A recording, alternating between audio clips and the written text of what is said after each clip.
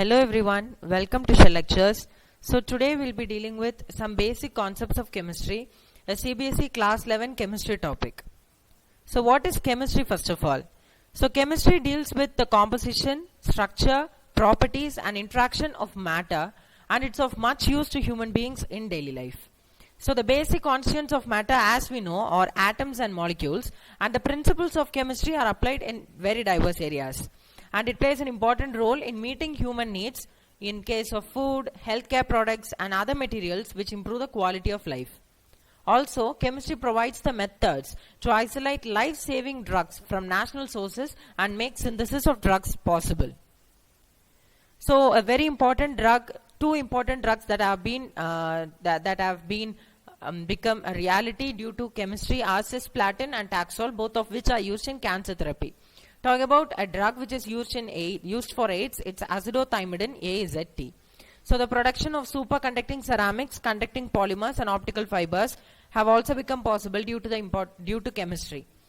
It also has helped in establishing industries which manufacture utility goods, indirectly contributing to the economy of the nation. Also, there are several safer alternatives to environmentally hazardous refrigerants like CFCs, which are responsible for the ozone depletion in the stratosphere. So they are ODS. So instead of them, we can have a lot of other alternatives due to chemistry. So problems lying therein. What are the problems there? So as far as chemistry is concerned, the management of greenhouse gases is a very problematic thing. Methane and carbon dioxide, because they actually increase the Earth's temperature, planet's temperature, and it may lead to several natural calamities like global warming and all that. So also for understanding the biochemical processes and using the enzymes for large-scale production of chemicals and synthesis of new materials, there is a need for intellectual chemists in the future, which is not a very certain thing which is going to happen. So talking about the states of matter, matter is anything that has mass and occupies some space. So there are three physical states of matter. They are solid, liquid and gas. And they are interconvertible. By changing the temperature and pressure, we can convert one thing to the other.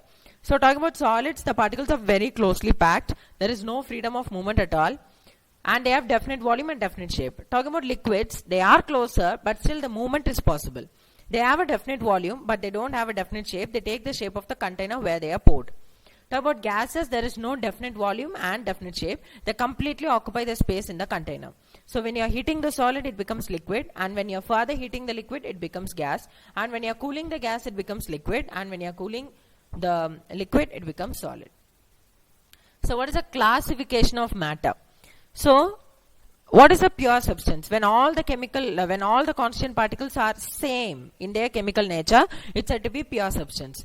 But when there are more than one type of particles in a pure substance, then a pure substance turns out to be another thing which is known as mixture. It contains constant particles of two or more pure substances. So it may be present in any ratio. Their composition is also variable. Example, we can have tea, air, sugar solution in water. All these are examples for mixture. So as you can see in the classification here, matter has been divided into two things, pure substance and mixture. So pure substance is again of two types, element and compound, and mixture is again of two types, homogeneous mixture and heterogeneous mixture. So a mixture may be homogeneous or heterogeneous, as I told you earlier. In a homogeneous mixture, so the components completely mix and you cannot differentiate between the components which are present in the mixture. Example, sugar solution and air. Talking about heterogeneous mixture, you can actually differentiate between the constant particles. The composition is not very uniform. For example, mixture of salt and sugar, grains and pulses. So all these components which are present in the mixture can be separated by physical methods also, like hand picking, filtration, crystallization and distillation. So the pure substance, constant particles, pure substance are of two types, elements and compounds. So they have fixed composition. For example, when we talk about glucose, C6H12O6, which is the last example which is specified here, carbon, hydrogen and oxygen are there, and they three are in a fixed ratio. That is 1:2:1. 6:12:6 when simplified becomes 1:2:1. So they are present in a simplified ratio. And this glucose components cannot be separated with physical methods. You need to go with complicated chemical methods to separate the components which are present in glucose. Also talking about the pure substances, it can be classified into elements and compounds. So particles are of only one type and it may exist as atoms or molecules. So when two or more atoms combine together, a molecule is formed. As you can see in the third point, H2O, ammonia, carbon dioxide, sugar, all these are molecules because they're a combination of atoms.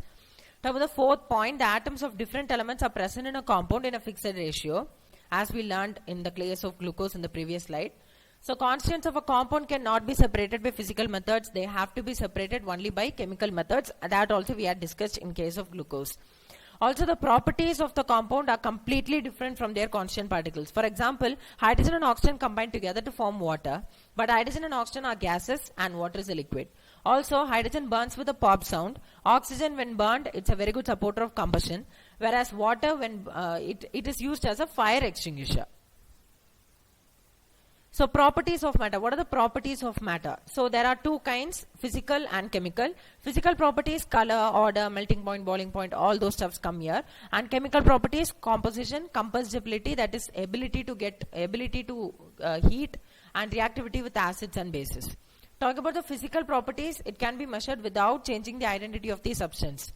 But chemical properties, a chemical change has to occur. The word itself says chemical. So a chemical change has to occur, only then you can measure the chemical properties.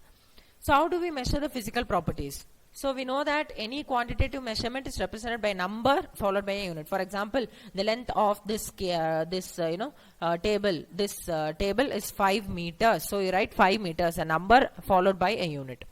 So very earlier there were two different systems like English system and the metric system.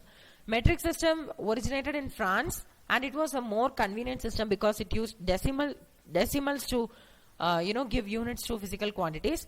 But later on, an international unit, then a need for an international unit was felt by the scientific community. So the SI system was born in 1960.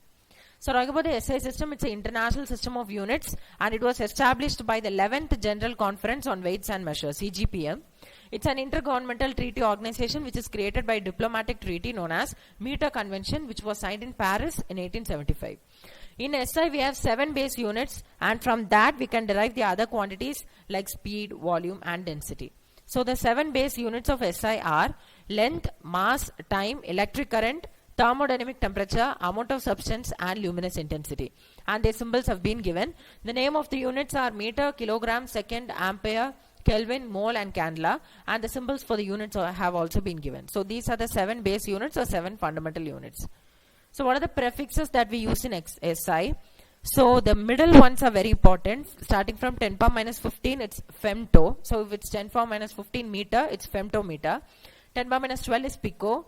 10 power minus 9 is nano. Minus 6 is micro. Minus 3 is milli. Minus 2 is centi. Minus 1 is deci. 10 is deca. 10 power 2 is hecto. 10 power 3 is kilo. 10 power 6 is mega. 10 power 9 is giga. And 10 power 12 is tera.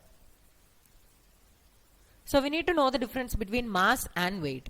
So mass of a substance, it's the amount of matter which is present in that. These two are not equal terms. They are not equivalent. Mass is something which refers to the amount of matter which is present in a substance. Whereas weight is the force which is exerted by the gravity on that object. So there is a very big difference between mass and weight. Mass is always going to be constant wherever you go. If your mass is 60 kgs, it's going to be 60 kgs forever. But weight may vary from one place to another due to change in gravity. As gravity changes, weight also changes because it's force exerted by the gravity.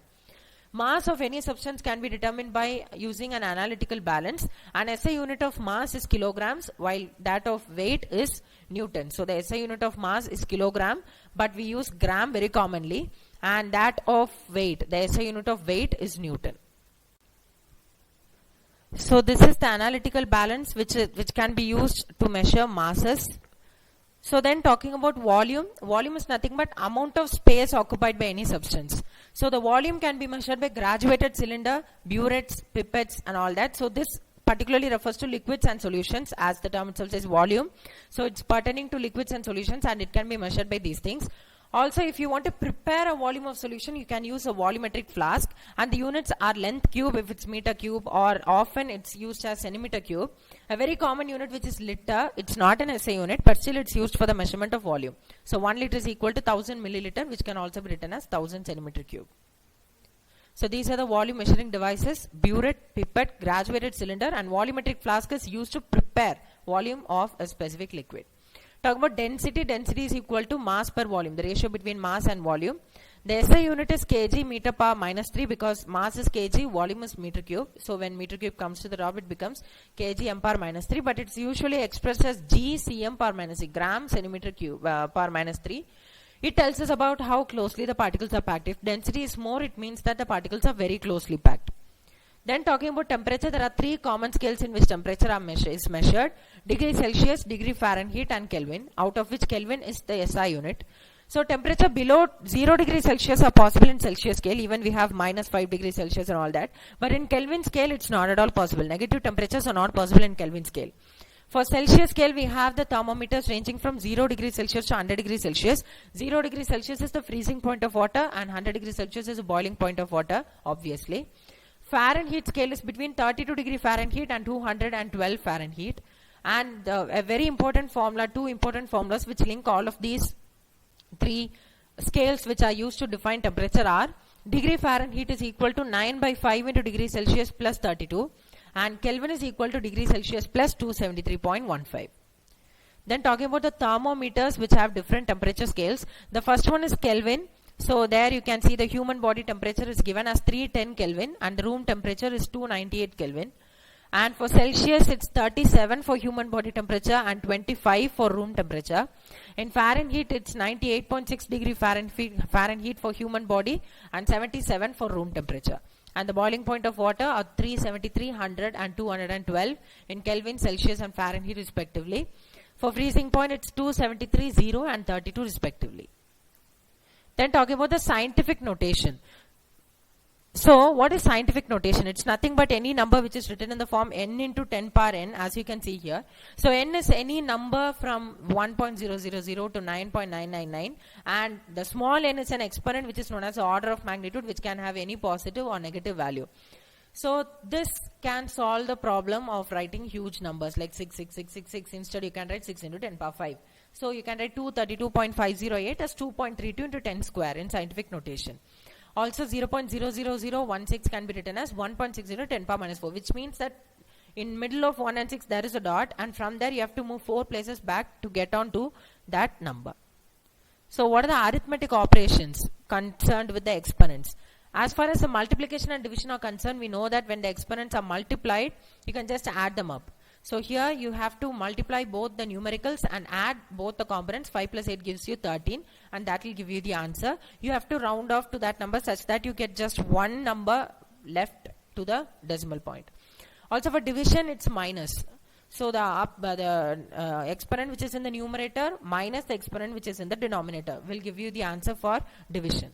For addition and subtraction, it's entirely different. You have to change the exponent either one to the other or the other to the one. For example, here we have 10 power minus 2 and 10 power minus 3. So the second one has been changed into 10 power minus 2, and then both the numbers have been added and 10 power minus 2 has been multiplied with the result. Also in B, you can see addition. Two numbers have been given. One is at exponent 10 power 4 and other is at exponent 10 power 3. So the second one is changed into 10 power 4, and both of the numbers are added and into 10 power 4 is specified.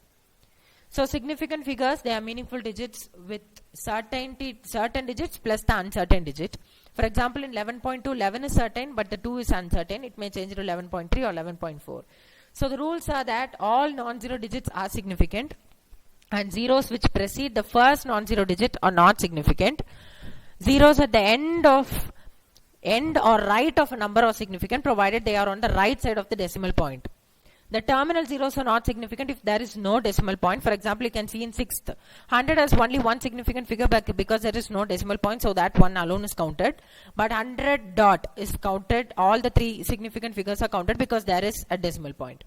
Certain constants which are neither rounded nor found with a decimal point may have infinite number of significant figures. For example, we have constants like 4, 2 in some formulae which may have 4.0, 4.00, 4.000 and infinite number of significant figures.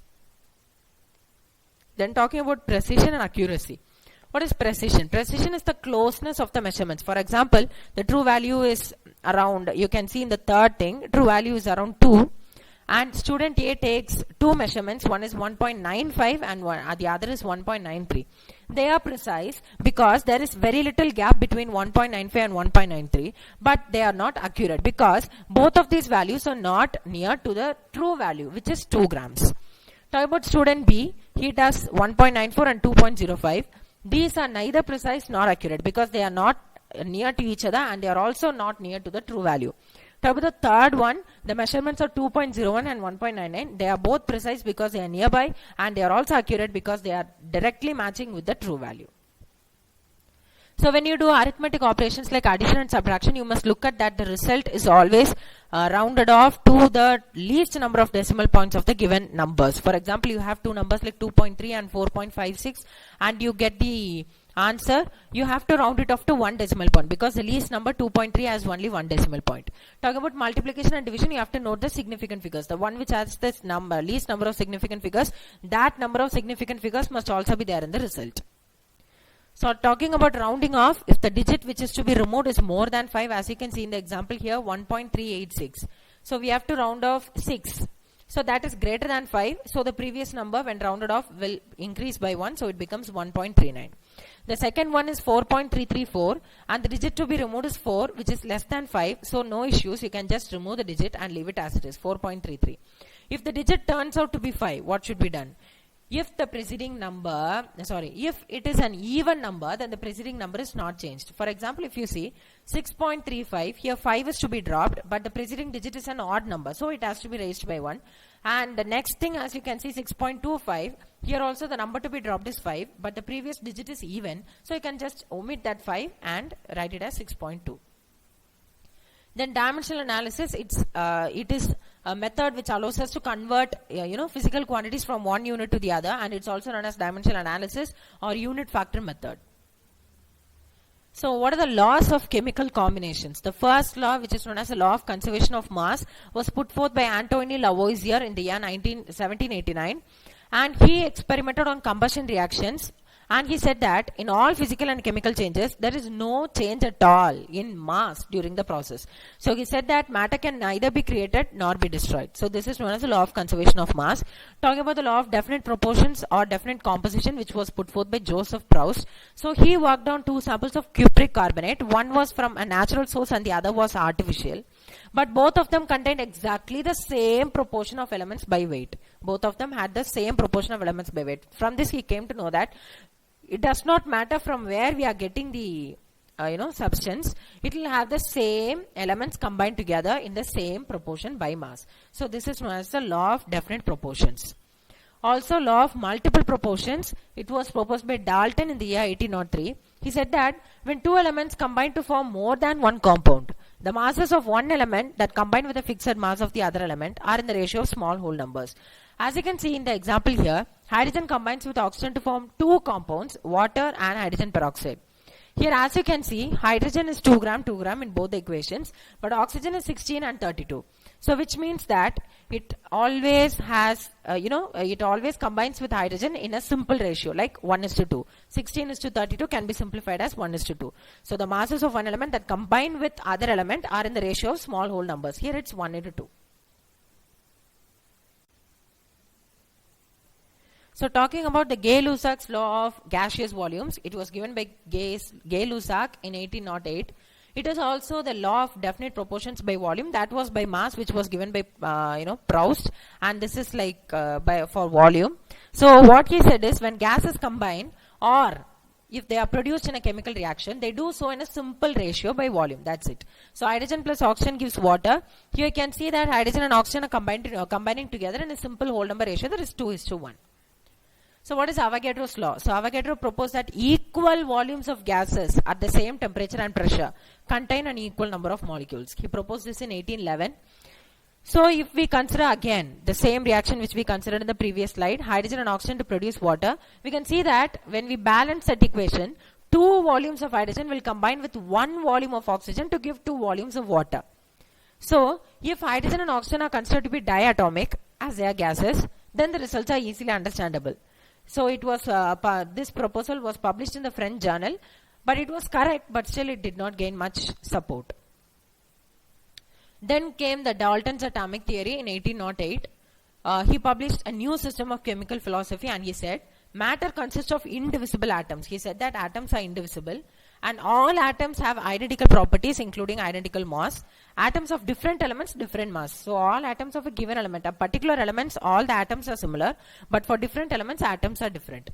Also, the compounds are formed when atoms of different elements combine in a fixed ratio. When atoms, like many atoms, combine in a fixed ratio and a compound is formed. And chemical reaction actually involves the rearrangement of atoms. That is, the atoms get rearranged. So they are neither created nor destroyed. They are just, repositioned or rearranged. But one remark is that Dalton's theory could only explain the law of chemical combination, but it could not explain the law of gaseous volumes. That is, that constant proportion thing, it cannot explain. It could only explain the law of chemical combination. Then atomic mass, a technique which is used to determine the atomic mass, the mass of an atom. It's very, very, very, very light, so it can be determined only by a technique known as mass spectrometry. So scientists could determine the mass of an atom relative to another by experimental means. Hydrogen, which was the lightest atom even now, it has an assigned mass of 1, and with that we relate the other atoms and we found their masses. But presently it's carbon-12 which is used as a standard. It's a isotope of carbon and it can be represented as 12C. So it is actually given a mass of 12 atomic units, and masses of all the other atoms are relative to this mass.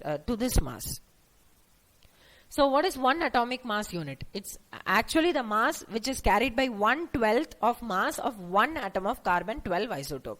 So the value turns out to be 1.66056 or 1.67 if rounded off into 10 power minus 24 grams. But nowadays we don't use AMU or atomic mass unit. Instead we have shifted on to U, which is unified mass, for denoting atomic masses. So what is average atomic mass? So when we take the existence of isotopes, as we know that all majority of elements consist of isotopes, so the abundance of isotopes may be different for every element. For example, when we talk about carbon, carbon-12 is the most abundant, 98.892% it's present. So how do we find the average atomic mass? That will be the more appropriate atomic mass to be used in calculations. How do we do that? So the formula is that you have to multiply the relative abundance in percentage into the atomic mass of all the isotopes, and you have to add them up. That's it. So as we have done on second point, the answer turns out to be 12. So all the atomic masses actually represent their average atomic masses in the periodic table. So what is gram atomic and gram molecular mass? When the atomic mass is expressed in grams, it's called gram atomic mass. That's it. So gram atomic mass is mass of 1 gram atom. For example, if we are telling hydrogen is equal to 1 gram, then that means that it's gram atomic mass. Mass of 1 mole atom, or mass of Avogadro number of atoms, or mass of 6.023 into 10 to the power 23 atoms. If the numerical value of molecular mass is expressed in grams, it's known as gram molecular mass. So what is molecular mass? It's a sum of atomic masses. That's it. So it's just obtained by multiplying the atomic mass of each element by the number of its atoms and adding them together. Talk about CH4, as you can see in methane, there is 1 carbon and 4 hydrogen. So you can put it as 12U. You need not put that 12.011 and all. It just can be 12U plus we have 4 atoms of hydrogen. So 4 into 1, which will give you 16U. So what is formula mass? So some substances like sodium chloride, the rock salt, they do not contain discrete molecules. They actually contain ions as entities, positive and negative entities, and they are arranged in a 3D structure. In every sodium chloride substance, each Na is surrounded by 6 Cl and each Cl is surrounded by 6 Na. So this formula NaCl is used to find the formula mass instead of molecular mass as in the solid state. So sodium chloride does not exist as a single entity. In solid state, it's not existing as a single entity, but it actually exists as positive and negative entities, 6 positive and negative entities. So the formula mass can be founded as atomic mass of sodium plus atomic mass of chlorine, so 23 plus 35, which will give you 58U. So what is actual mass? Actual mass is nothing but we actually write 32 AMU. So you can just substitute the value of AMU, that is 1.67 into 10 power minus 24. So if you are substituting that and adding a gram, that is what is known as actual mass. So what is atomicity? It refers to the total number of atoms in a substance. For hydrogen we write H2, so there are 2 atoms, so atomicity is 2. For ozone we write O3, so the atomicity is 3. Then gram molecular volume at NTP, at standard temperature and pressure, the volume of 1 mole of a gas is 22.4 liters, and it's also known as gram molecular value. It's also known as gram molecular value. 1 mole of any gaseous substance occupies 22.4 liters of volume at standard temperature and pressure. So the volume that the 1 mole occupies at 22.4 liters, the volume that it occupies at NTP is 22.4 liters, and that is what is known as a gram molecular volume. Then mole concept. In SI system, there is a unit which is known as mole, as we learned in the previous slides. And it's a 7th base quantity, and it's used for the amount of substance. 1 mole, what is 1 mole? It actually contains Avogadro number of elementary entities, be it atoms, molecules, ions, or whatever. So 6.023 into 10 to the power 23 elementary entities like atoms, molecules, ions is actually contained in 1 mole. Okay, so the number was 6.023 into 10 to the power 23 is Avogadro constant Na, and it's expressed in unit mole inverse, and it's called the Avogadro number. So the mole of a substance always contains the same number of entities no matter what the entity is. For example, it may be atom or molecule or ion or electron or whatever. So if the mass of 1 mole of substance is expressed in grams, it's called molar mass. For example, for methane, if we take it is 16, right? So 1 mole of substance is 16 grams, so its molar mass is also 16 grams. Then talking about percentage composition, we know that for example, water, we can take hydrogen and oxygen. So hydrogen is present as 2 atoms and oxygen is present as only 1. So how to find the percentage composition of hydrogen and oxygen in water? So the molar mass of water is 18 grams. Then when we take it for hydrogen, I told you that 2 hydrogen atoms are present in water. So 2 into the atomic mass divided by the molecular mass into 100. That is the formula. So the number of atoms into atomic mass divided by molecular mass into 100. So here the number of atoms is 2 into atomic mass is 1 divided by 18 into 100, which will give you 11.18. So 11.18% of hydrogen is present in water. Talking about oxygen, it has 16 as atomic mass divided by molecular mass, which is 18 into 100. So it turns out to be 88.79% of oxygen in water.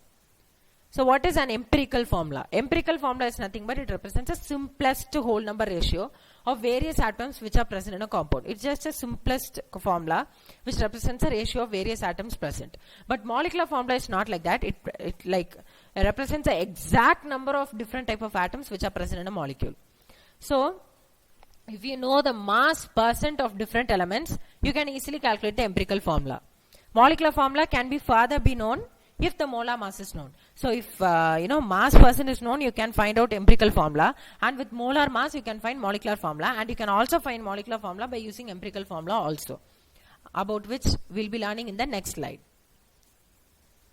So empirical formula of a compound, it expresses as whole number of ratio of atoms present in one molecule of the compound. It shows the exact number. So the formula which I talked about is molecular formula is equal to N into empirical formula. That's what the formula I was talking about. So from this you can easily calculate the molecular formula also. So how to determine the empirical formula? Let's learn with an example. Here it's been given that a compound contains 4.07% of hydrogen, 24.27% of carbon, and 71.65% of chlorine. And its molar mass is given as 98.96. What is its empirical and molecular formula? So first of all, we have to convert the mass percentage which is being given here to grams. For example, let's assume that 100 gram of the compound is used as starting material. So hydrogen's mass turns out to be 4.07 grams. Carbon 24.27 grams and chlorine 71.65 grams. Now you have to convert it into number of moles of each element. So how do we do that? So you have to divide the masses obtained above, as we have found out for hydrogen, carbon and chlorine. You have to divide the masses by their atomic mass. That's it. So the number of moles of hydrogen is 4, for carbon it's 2, and for chlorine it's also 2. So now you have to divide all the 3 number of moles which you have got, and you have to derive a simple whole number ratio, which turns out to be 4:2:2. So it's 2:1:1 for H is to C is to Cl. So now you can just write it down. For H it's 2, so you can write it as CH2Cl. So this is the empirical formula. It's just a simple thing. Now you have to multiply it with, we have to write the molecular formula now. So how we can do that? So the empirical formula mass, we have to find it first. So carbon it's 12 plus 2 into hydrogen, 2 into 1 plus 35, which will give you 49. So when you divide the molar mass divided by empirical formula mass, you will be getting N. We know that molecular formula is equal to N into empirical formula. So if we find N, we can easily find the molecular formula. So what's the formula for N? Molar mass by empirical formula mass. Molar mass has already been given in the question, 98.96. So you have to find the empirical formula mass with the formula CH2Cl. So you got the answer 49.48. So you're dividing both, you are getting 2. So when you multiply 2 with the empirical formula, the molecular formula turns out to be C2H4Cl2.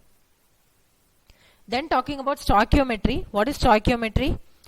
It deals with the calculation of masses, even sometimes volumes also, of the reactants and products which are involved in a chemical reaction.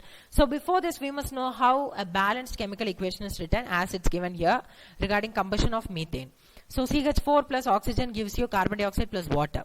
So here 1 mole of methane is reacting with 2 moles of oxygen to give 1 mole of carbon dioxide and 2 moles of water. And 1 molecule of methane reacts with 2 molecules of oxygen to give 1 molecule of carbon dioxide and 2 molecules of H2O. Also 22.7 liters of CH4 reacts with 45.4 liters of O2 to give 22.7 liters of CO2 and 45.4 liters of H2O, because O2 and H2O are 2 moles. Also 16 grams of CH4, their atomic mass, their molecular mass have been specified, reacts with 2 into 32 gram. 1 O2 is 32, so 2 into 32 to give 44 gram of CO2 and 2 into 18 grams of H2O. So this is a balanced reaction. Then talking about limiting reagent, what a limiting reagent is. So reactions are carried out with the amount of reactant that are different than the amount as required by a balanced chemical reaction. So in such kind of situations, one reactant is in more amount than the amount required by the balanced chemical reaction. So what happens is, one reactant in a reaction is in more amount and the other is present in less amount. So when the reaction proceeds, the one which is present in less amount easily gets consumed after some time, and after that the reaction does not take place. Whatever be the other reactant, whatever be its mass, the reaction doesn't take place because one of the reactants have gone away. So the reactant which gets consumed first and determines and limits the reaction, that is known as the limiting reagent. Then talking about balancing chemical reactions. So the first thing which we have to do is, we have to write the balance formula. You can see step 1 here. You have to write the balanced equation as it's written here. C3H8 plus O2 gives CO2 plus H2O. Then you have to balance the number of carbon atoms. That's what you have to do immediately. So here 3, there 1. So you have to put 3 here. And then you have to balance the number of hydrogen atoms. So on left there are 8, on right there are 2, so you can add 4 here, so 4 2s are 8, and then you have to balance oxygen. So here it's 2, here it's 6, so here you have to add, here it's not 6, 6 plus 4 10, so here you have to add 5. So that is the final balanced chemical equation. So what's the thing? First you have to balance carbon, and next you have to balance hydrogen, and the third you have to balance oxygen. The coefficients may also turn out to be rational numbers, you should not worry about that. So as it's given here, first balance carbon, then hydrogen, and then finally oxygen. As you can see in the balanced chemical reaction, beside O2, 7 by 2 is written. So even like this, coefficients like these you can get, you should not get confused by that. So reactions in solutions, we need to know about some terms like mass percent. So mass percent is nothing but mass of solute divided by mass of solution into 100. Mole fraction is the ratio of number of moles of a particular component to the total number of moles of the solution. For example, if you are taking A mole fraction, it will be number of moles of A divided by total number of moles. If you take mole fraction of B, it will be number of moles of B divided by total number of moles. So number of moles of A can be represented as Na, and there are two components, so you can write it as divided by Na plus Nb. For B, it's Nb by Na plus Nb. So what's molarity? It's denoted by capital M, and the formula is number of moles of solute by volume of solution in liters. So the ratio of number of moles of solute to the volume of solution in liters is called molarity. Then talking about molality, it's denoted by small m, and it refers to the number of moles of solute per mass of solvent in kilograms. Per mass of solvent, if it's given in grams, you have to convert it into kilograms. So it will be number of moles of solute divided by mass of solvent in kilograms. And the formula which is being given down is very important. Molarity into volume. M1 into V1 gives you M2 into V2. M1 V1 is equal to M2 V2. You can just remember like that. It's a very important formula. Then talking about some facts like how to find the number of moles. What is the formula that we can use to find the number of moles? It's the weight which has been given in the question, given mass divided by molar mass, be it molecular mass or atomic mass. Or if volume is specified in the question, you can write volume, given volume by 22.4. Or if number of atoms or number of molecules or number of ions are given in the question, you can use the formula number of entities by Avogadro number. Like number of atoms are given, the number of atoms by Avogadro number. If it's number of molecules, the number of molecules by Avogadro number. Then we have a very important formula called relative molecular mass is equal to 2 into vapor density. So what is relative density? It's density of gas A by density of gas B. And specific gravity is the density of any material with respect to water. So the second formula is very important. Relative molecular mass is equal to 2 into vapor density. So let's solve some questions. Let's ask ourselves, volume occupied by one molecule of water and the density has also been given is. So this is the question. They have given you the number of molecules of water, that is 1, and the density has been given. You have to find the volume. So how can we do that? So 1 centimeter cube, they have given you here that it's, volume occupied by 1 molecule of water. So 1 centimeter cube is 1 gram of H2O, which is 1 gram in the sense number of moles is equal to given mass by molecular mass. So given mass is equal to number of moles by molecular mass. So 1 by 18 moles of H2O. So when you multiply 1 mole, it's 6.023 into 10 to the power 23. So 1 by 18 moles. So 1 by 18 into 6 into 10 to the power 23 molecules of hydrogen, water. So for 1 centimeter cube, we have these many molecules of water. And they have asked you 1 molecule of H2O. So for 1 molecule of H2O, you have to divide that thing by 1. So 1 by 3 into 10 to the power 23. So the final answer would be 3 into 10 power minus 23. So the correct option will be A. Talking about the next question. 10 gram of hydrogen and 64 grams of oxygen were filled in a steel vessel and they were exploded. Amount of water which is being produced in this reaction. Is it 1 mole, 2 mole, 3 moles or 4 moles? So they have given you the masses of both of these gases and they are filled and they are exploded. So what is the amount of water? So this is just a basic chemical reaction. So we can write it. So H2 plus O2 gives H2O. They have told that 10 gram of hydrogen. So 10 gram of hydrogen will react with how many grams of oxygen? That's what we have to find. So 10 into 32 by 4, which will give you 80 grams of oxygen. But 64 grams of oxygen is present, okay? But we need 80 grams of oxygen. So oxygen is going to be the limiting reagent. So what happens? You have to divide. How to find the number of moles from limiting, from the mass? You have to just divide it by the number of, by the molecular mass. So you'll be getting 2 moles of oxygen. It will give you 4 moles of water. So they are what's the question really asked? The amount of water which is produced. So 2 moles of oxygen. So if 2 moles, then you can see by the reaction it will give you 4 moles of water. So now let's go with this question. 1 gram of magnesium is burnt with 0.56 grams of oxygen in a closed vessel. Which reaction is left, which reactant is left in excess and how much? And they have given you the atomic weights of magnesium and oxygen. So how can we do this? 1 gram of magnesium, 0.56 gram of oxygen.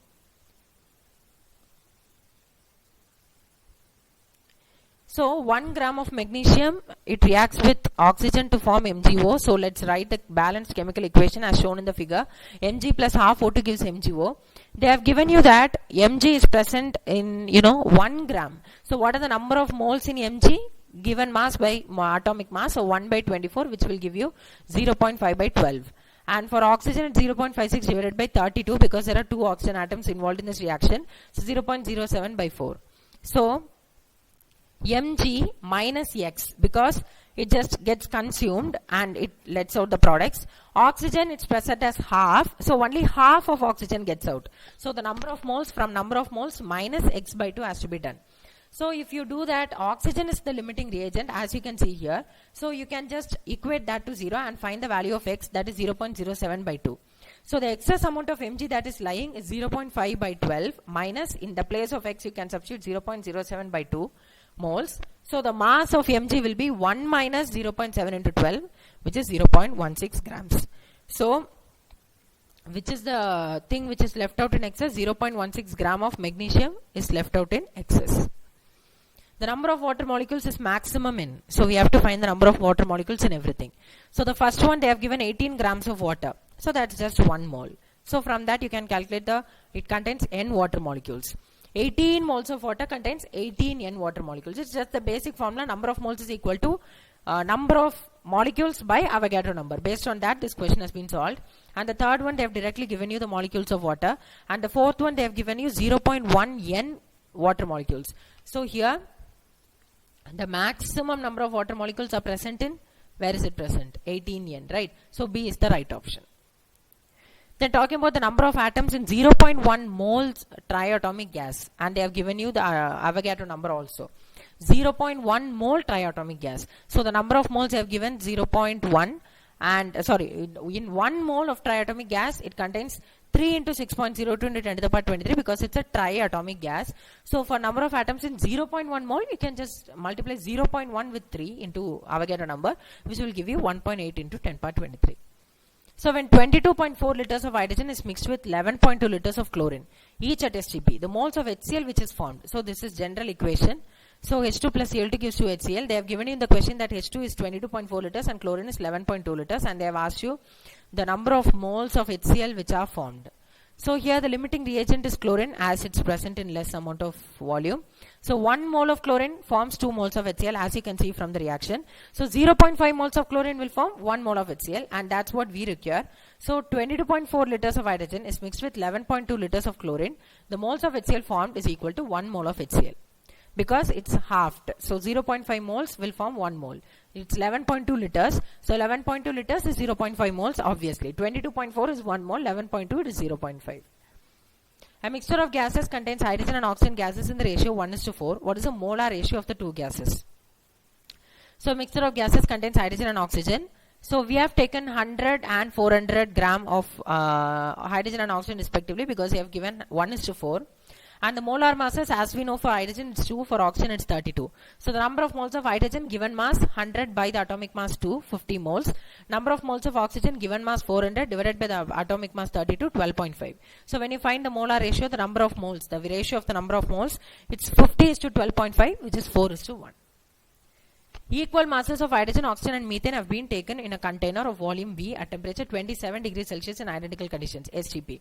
The ratio of the volumes of gases H2:O2 methane would be. So we have to find the volume, and they have given you the masses as equal. So let's assume that all the masses are equal, so we can put 100 grams. So the number of moles of hydrogen will be 100 by 2, because the given mass by the atomic mass. For 100 hydrogen it's 2, so 100 by 2. Oxygen it's 100 by 32. For methane it's 100 by 16. So we have to find the volumes. So 100 by 2 is to 100 by 32 is to 100 by 16, which is 1 by 1 is to 1 by 16 is to 1 by 8, which is 16 is to 1 is to 2. So option C is correct. What volume of oxygen measured at 0 degrees Celsius and 1 atmosphere is needed to burn completely 1 liter of propane gas measured under the same condition? So this is combustion reaction, and we have to write the reaction first. C3H8 plus oxygen gives you carbon dioxide plus water, and it has to be balanced based on the method which we learnt. It has to be carbon has to be balanced first, hydrogen next, and oxygen last. So what they have asked you, the what volume of oxygen gas is needed. So here 1 volume combines with 5 volume to produce 3 volume of carbon dioxide and 4 volume. So for this reaction to occur, we need how much volume of oxygen? 5 volume. Just by balancing the equation, you can know the numbers, and from that you can calculate the volume by Avogadro's law and Gay-Lussac's law also. So an organic compound contains carbon, hydrogen and oxygen. Its elemental analysis gave carbon's percentage is given, hydrogen's percentage is given, oxygen percentage is given. So we have to calculate the empirical formula. So the empirical formula for carbon, we have to find out the percentage has been given as 38.71 divided by the atomic mass 12. So it will give you 1. Just an approximate calculation. Okay. And for hydrogen, it's 9.67. Yeah. So 9.67 divided by 1, which will give you 3. So for oxygen, it's 51.62 divided by 16, which will give you 3.22. Sorry, the first thing, for carbon it's 3.22, for hydrogen it's 9.67, and for oxygen it's 3.22. Then we have to take the simplest whole number ratio. First thing is 3, hydrogen 9 and O is 3. So 3 is to 9 is to 3, which is 1 is to 3 is to 1. So you can just write CH3O. For hydrogen alone it's 3, so CH3O. If Avogadro number is changed from 6.023 into 10 to the power 23 to 6.023 into 10 to the power 20, what would change? So this is a general knowledge question. The ratio of chemical species to each other in a balanced equation, the ratio of elements to each other in a compound, the definition of mass in units of grams, and the mass of 1 mole of carbon. So if Avogadro number is changed, what will happen? The mass of 1 mole of carbon in Avogadro number, normal Avogadro number is 12 grams. So if it's reduced by 2, it will become 0.12 grams, right? 12 milligrams. So what happens? The following will remain, and the other things will not get affected, but the number of moles of carbon will get affected. In normal Avogadro's number, it's 12, where in 10 per 20 Avogadro number, it's 12 milligrams. What is the mass of precipitate formed when 50 ml of 16.9% solution of AgNO3 is mixed with 50 ml of 5.8% of NaCl solution? So this is also a reaction based question. So AgNO3, NaCl and AgCl, the molar masses have been given and we have noted it down. So first we have to write the number of moles of AgNO3, which is 0.04, and for NaCl it's 0.04 again. So both are present in stoichiometric quantity because both of them are equal. Now they have asked you the mass of precipitate. So the number of moles of AgCl from these two we can calculate. There is 0.04 once again. So the mass will be 0.04. That is, mass is equal to number of moles into the given mass, into molar mass. So the number of moles that we have found out is 0.04 into the molar mass is 143. So the answer would be 7 grams. Okay, thank you so much for watching. Subscribe to my channel if you have not done so far. Like and share this video to whomever you know. Soon I'll be meeting you with a lot of other videos on a lot of other chapters on a lot of other subjects. Thank you so much for watching.